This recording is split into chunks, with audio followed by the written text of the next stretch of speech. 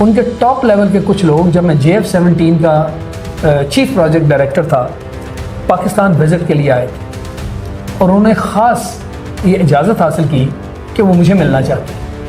وہ دیکھنا چاہتے تھے کہ یہ جو ہم JF-17 کے نام سے چیز تیار کر رہے ہیں یہ کیا چیز، اور ان کی وہ قیادت تھی جو کہ LCA میں ٹاپ لیول کی قیادت تھی. تو وہ جب یہاں آئے اور انہوں نے بات چیت کی تو میرا جہاں یہ سیٹ اپ تھا، مجھے کہنے لگے کہ جی ذرا اپنا سیٹ اپ ہمیں دکھائیں اور ہم دیکھنا چاہتے ہیں کہ، اور بڑی تعریف کی انہوں نے کہ بہت بڑی کوئی اعلیٰ چیز ہے جو آپ بنا رہے ہیں. تو میں نے کہا جی آئیے میرا سیٹ اپ دیکھ لیجئے. تو میرے ارد گرد جو بھی آفیسرز تھے، میرے ڈپٹی CPDs تھے، ڈپٹی چیف پروجیکٹ ڈائریکٹرز تھے، جہاز کے جو مختلف شعبے ہوتے ہیں ان کے، میں نے ان سے ملوایا اور ملوا کے میں نے کہا آئیے میرے آفس میں چائے وائے پیجیے میرے ساتھ. تو انہوں نے کہا یہ تو آپ نے ہمیں فرنٹ لائن دکھا دی، بیک گراؤنڈ میں کدھر ہے؟ وہ ہمیں لے کر جائیں گے جہاں یہ کام ہو رہا ہے. میں نے کہا میں آپ کو حقیقت پر آ رہا ہوں کہ فرنٹ لائن بھی یہی ہے اور بیک لائن بھی، بیک گراؤنڈ بھی یہی ہے.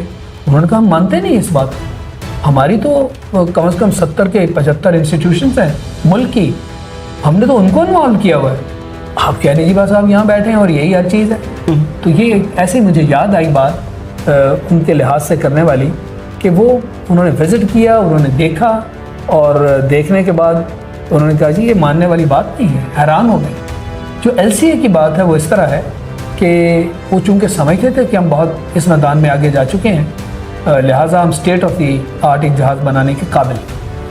اور مجھے جب یہ پتہ چلا تھا تو مجھے یقین تھا کہ یہ وہ چیز نہیں بنا سکیں گے جو ہم چینیوں کے ساتھ مل کر بنا رہے ہیں، بیکاز چینی جو تھے ان کا اس فیلڈ میں تجربہ بھی تھا اور وہ ریورس انجینئرنگ کے ذریعے یہ جہاز، رشین جہاز ہیں، ان کو کافی عرصے سے بنا رہے تھے، جبکہ ہندوستان میں اس طرح کی کوئی چیز نہیں تھی. انہوں نے شروع میں ایک چھوٹا موٹا کام کیا تھا اور اس کی بنیاد پر ان کو اپنے اوپر یہ اعتماد تھا کہ ہم یہ کام کر لیں.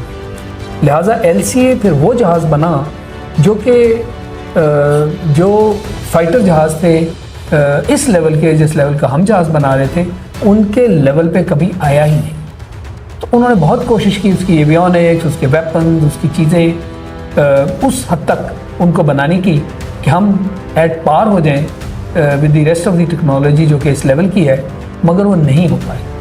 اور اجیت اس کا انہوں نے نام رکھا، اور جب انہوں نے اپنی ایئر فورس کو آفر کرنے کی کوشش کی تو انہوں نے کہا جناب یہ تو ہمارے کام کی چیز ہی نہیں. پھر اس کے بعد انہوں نے اس میں مزید محنت شروع کر دی، پھر مزید کو اگلا دور لگایا گیا.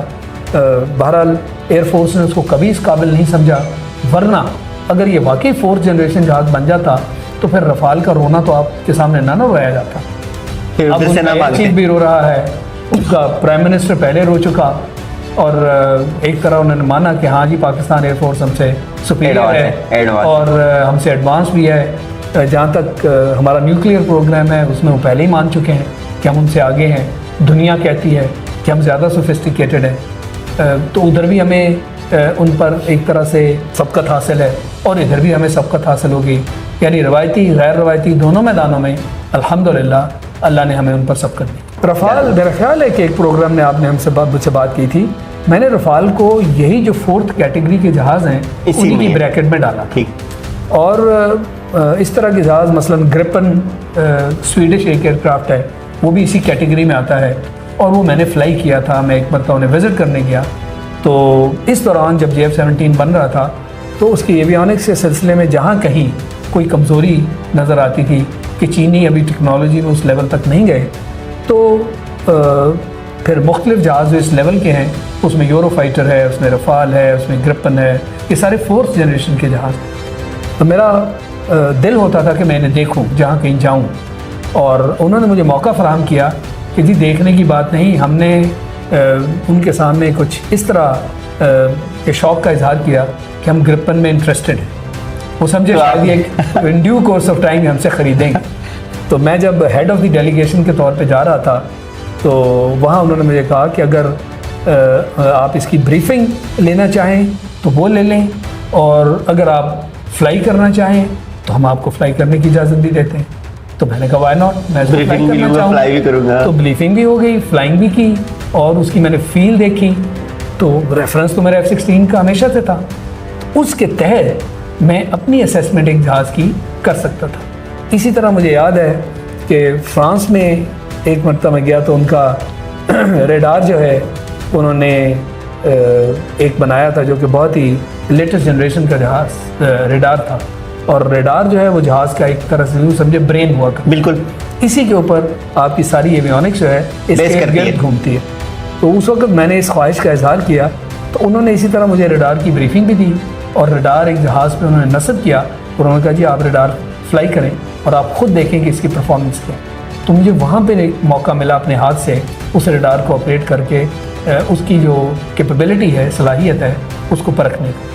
تو اس طرح تھوڑے تھوڑے کام ساتھ ساتھ چلتے رہا کرتے تھے, اور یہ وہ چیز ہے جو کہ پھر JF-17 میں جو میرا تجربہ ہوتا تھا ان چیزوں سے, میرے پاس اس کا مٹیریل بھی ہوتا تھا اور میں چونکہ فلائی بھی کیا ہوتا تھا, تو وہ جو انجینئر ہیں چائنا میں جو ان چیزوں پر ایویونکس میں کام کر رہے تھے, میں ان کے ساتھ بیٹھ کر انہیں یہ ساری چیزیں ایکسپلین کرتا تھا. تو یہ بھی وجہ ہے کہ ہماری ایویونکس وقت کے ساتھ ساتھ وہ اس طرف چلتی رہی جو کہ دنیا جس طرف جا رہی ہے. یہ وہ وجہ ہے کہ JF-17 میں مختلف چیزیں وقت کے ساتھ ساتھ ڈیولپ ہوتی گئی.